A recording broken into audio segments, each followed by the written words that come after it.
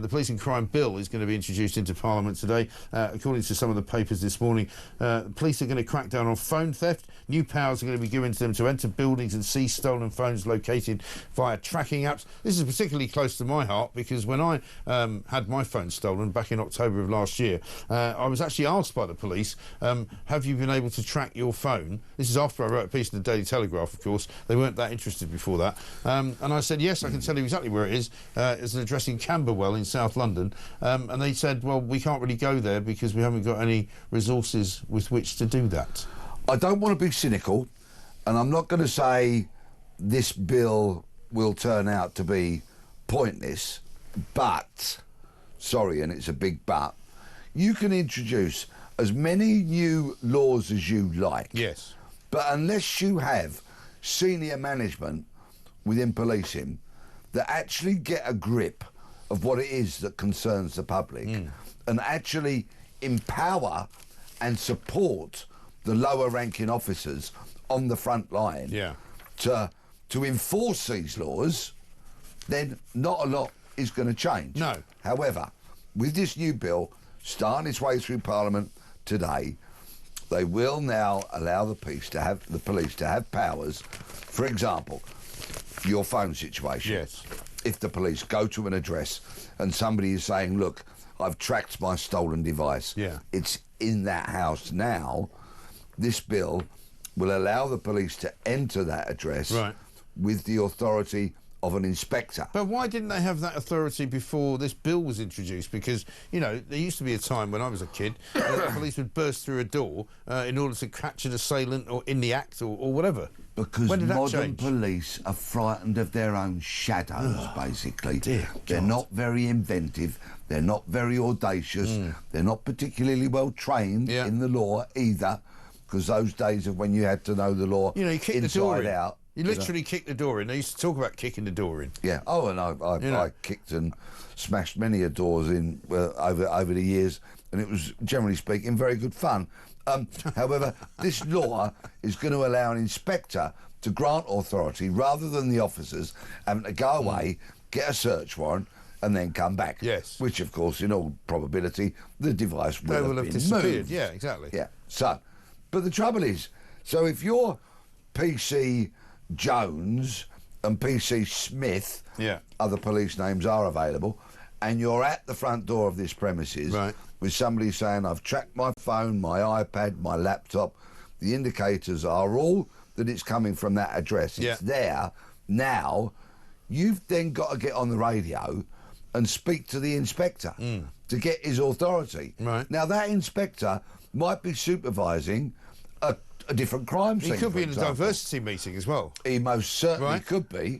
So he couldn't be available, maybe. He most certainly could be. And that is an actual practical difficulty that they're going to face because the inspector might not be available. Yes. So it's not an automatic right that you have as a police officer to go and back and kick the door in, effectively. It depends. There's a raft of legislation over the justification for searching. If you've got an immediate pursuit of someone, for example, then you can pretty much go in. But this is more a pursuit of a device. Yes. So, of course, the law is somewhat different. I've had calls from people over the course of years that we've been doing this job. A guy who had his motorcycle stolen. He tracked it because it had a tracker on it, and he knew that the motorcycle was in a lock-up garage, and he called the police and he said, look, I know where it is. I'm literally standing outside the lock-up garage. It's in there. All you got to do is open it and come and do it. And they wouldn't do it. Yeah.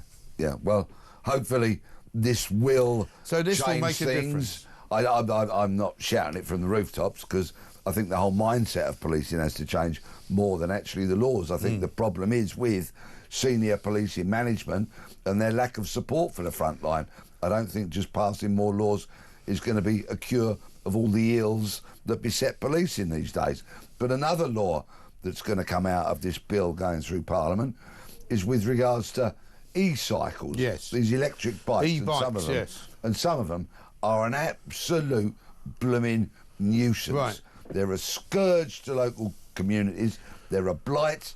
Well, at least also kids are using them to sort of, tear up on golf courses, on public parks, all that sort of thing, ruining them. And snatch the phones out of people's hands outside. So, the silent approach, because, of course, you can barely hear them, and then wallop your phone's gone. So they are an absolute blooming nuisance. Well, now the police are going to be empowered to seize them immediately, as opposed to having to issue a warning, which is what they had to do in the past. But the trouble exists still now.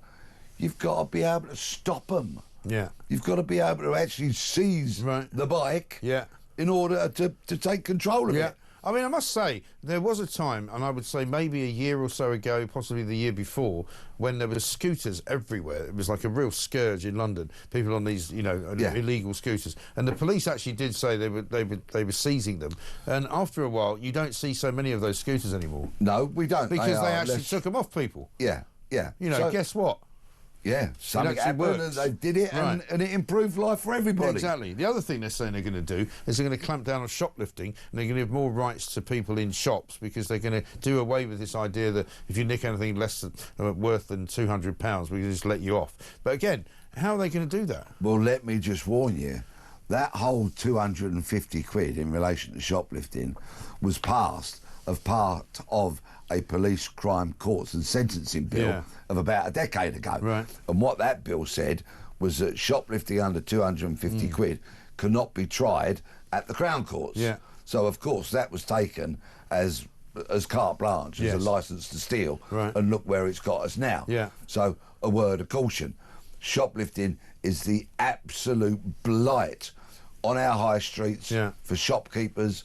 Over 1,000 incidences, not only of stealing, but 1,000 incidences a day of abuse or assaults on retail staff. Exactly. Now, my first job, full-time job, was in retail. I like the retail sector because I think for kids who are not particularly academic, it offers a career path. It does. There are people sitting in boardrooms of major retailers that started on the shop floor. Yeah.